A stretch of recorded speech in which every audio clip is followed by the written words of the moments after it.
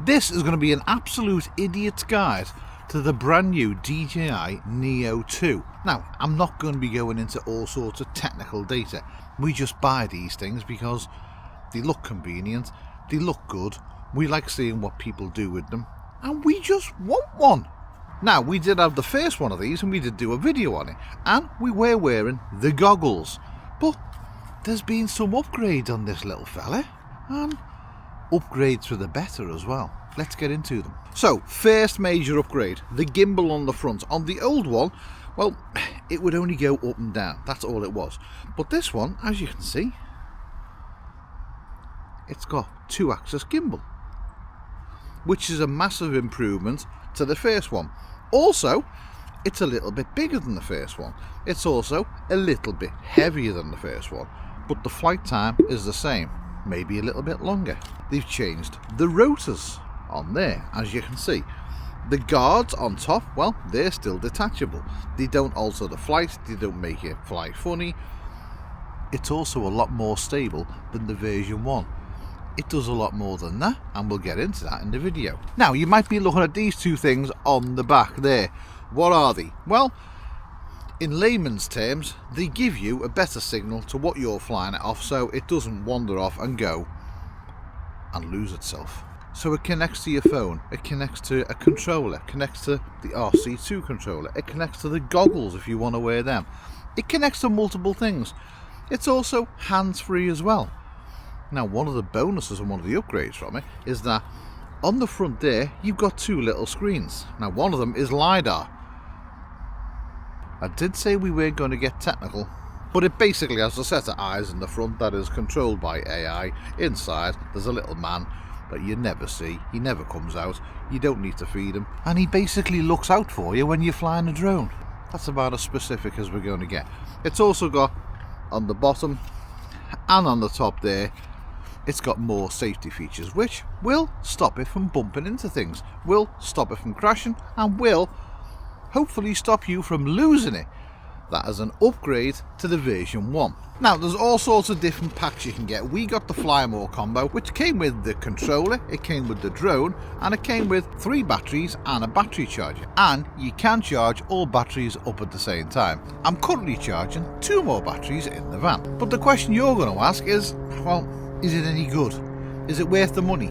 Well, to be dead simple about it, yes, it is worth the money.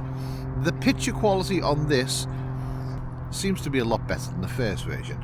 It's a lot stabler than the first version because they've just done something to it. They've put, maybe bigger motors in. They've changed the design of the propeller as well, as you can see there, which makes it fly a lot better. Now, there was something a little bit crazy about the first one that you couldn't do, but you can do it with this one.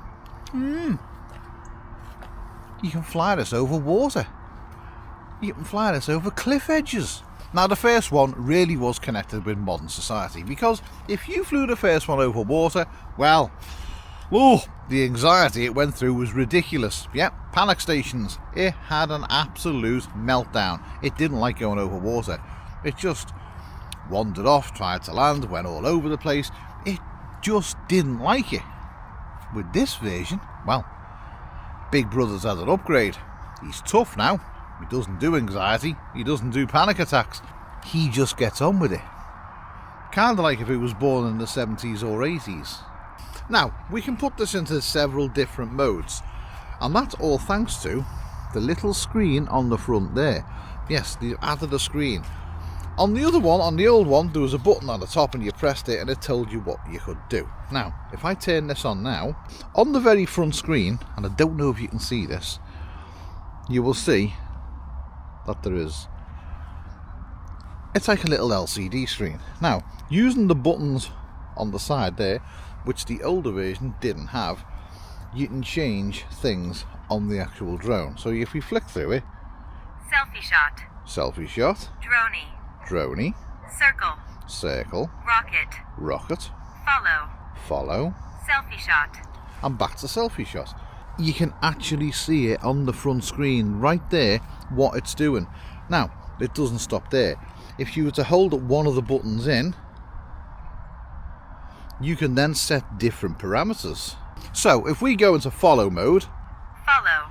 and then we press the right hand button down and hold it in, we can choose from High angle. Low angle. Flat. High angle. Low angle. Flat. So it will choose whether you want it low, high, or flat, which would be like head level. So we'll choose High angle. high angle. No, Low angle. Flat. we'll choose flat. Then if you hold the left button in,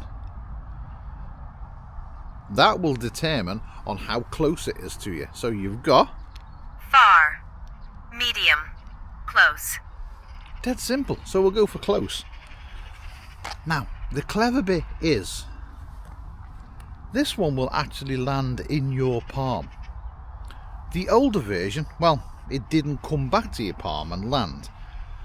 It would land, but yeah, it might be over a cliff edge. It wouldn't come back to you. This one does, and I'll show you right now before we fly it.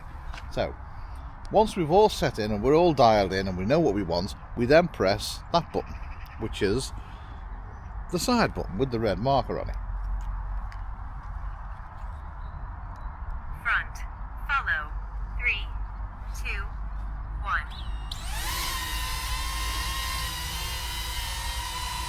Now, she's now taken off, as you can see, and she will follow us wherever we move. So if we were to move down a little bit further and go into the wooded bits, she will actually follow us wherever we go, which is a little bit of a bonus because that's what she's meant to do. Now, here's the clever bit. If I just put my palm out,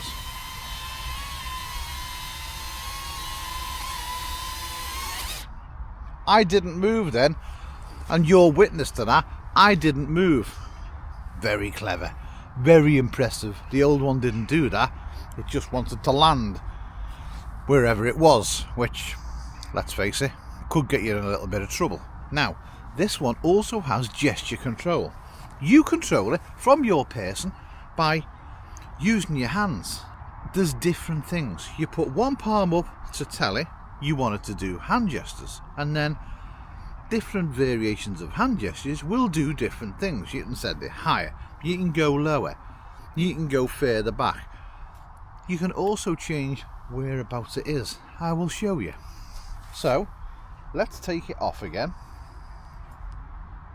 Rear. Follow. 3, 2, 1. Now once she's taken off, what we do is we put our palm up to the actual drone. Then a little light will come on to tell you it's in hand gesture mode. Now, we can move the drone by literally moving our hand. Now, we can also send it up and we can come down. But the clever bit is, if we put both palms up and move them back, she goes away. Wonder if that works on Emma, not too sure. If we want it to come back to us, well, we put our arms out and we bring them both in. Just like that. And again, if we want to land, I will not move my palm whatsoever, we just put her out.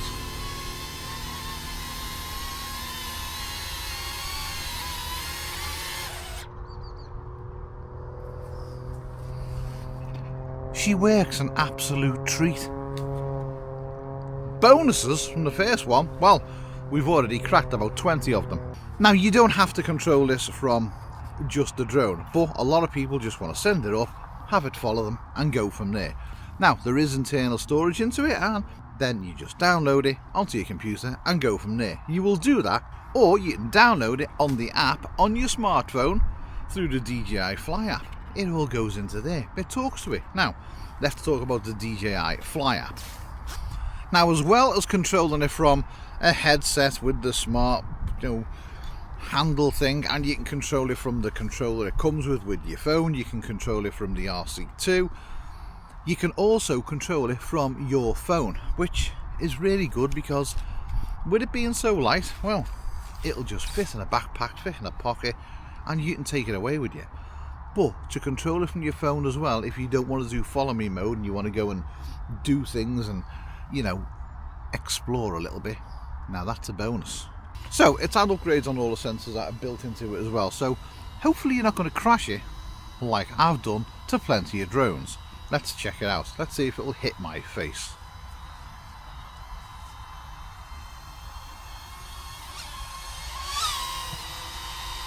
Still keeping the button up and it won't move. Let's go back again. But don't forget, it's got up and it's got down and it's got forward facing detectors as well that are going to keep you safe. Right, let's keep this pushed up. Not going to touch it. Won't come near me. Okay, so questions people are going to ask about the Neo2. Can you fly her at night time? Yes and no. It doesn't really like low light. It likes to be flown over daytime. It's also very robust as well, you can drop it. So yeah, it does like to be flown over daytime. I wouldn't really be flying this over night time, to be honest with you, because I just wouldn't. That's not saying that you can't fly it over night time, I'm not saying that. I just wouldn't, because it's not really built for that type of thing. Will it follow you on a bike? Yes. Will it follow you in a van? If you're not going mad speeds, yes it will. It will also follow a car. Will it follow you through forests and will it follow you walking your dogs? Yes it will. Can you control it from a phone? Yes. Can you control it without a phone? Yes. Can you control it from a controller? Yes. It can do all them. Can you wear goggles with it? Yes you can. And you can control it that way. It's a massive upgrade from the first one, and to be fair, we didn't really use the first one that much, but this one, well, the fact that I can go to a controller and the fact that we can just slide it in our pockets, we will use it a lot more. And the footage on it is a lot better because the gimbal is a lot more stable. It's got better software built into it. And I also think for the price that you're going to pay for one of these, well, it's definitely worth having it in your bag. It's great for capturing them moments that you could never normally get. You know, you could take it on holiday with you. And because it's below the actual weight of drones, then you've got no problem with it. You don't need no licenses or permissions or all sorts of things like that. No, I wouldn't be flying it within crowds of people and things like that. Use your common sense. Look up to the laws and the restrictions and the things that the UK have set in place, and you'll find that it's probably below all the things that they say you can't and you can do. It's good fun to fly. It's good fun to have in your backpack, and let's be honest with you, if you can take a drone like this and just bash it about and it not have any consequences on the actual flight or the video that's coming from it, then bonus. Now, it will do vertical and horizontal, but I will say your vertical, like, you know, Snapchat and Instagram stuff, that is cropped in. So be aware of that. You also lose a little bit of quality as well. So, in essence, it's a good buy. Go and get one, have a look at them, and yeah, if you're going to go from version 1 to version 2, definitely an upgrade.